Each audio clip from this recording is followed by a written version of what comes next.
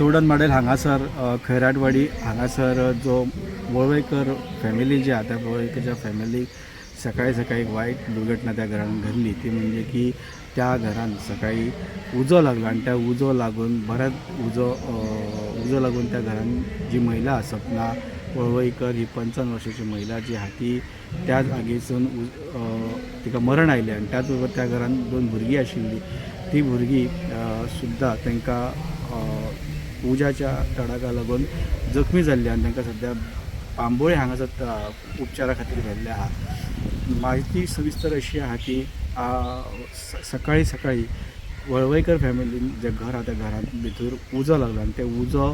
पेटता म्हणून सपना ही उठून उजो पालून घरा भायर पळोवपाचो प्रयत्न करताली पण त्या हितून तिका बऱ्याच पैकी उज्याचो जो आसा तो आंगार पेट घेतल्या कारणान तिका जखमी जाली आणि तितूनच तिका थंयच मरण आयलें.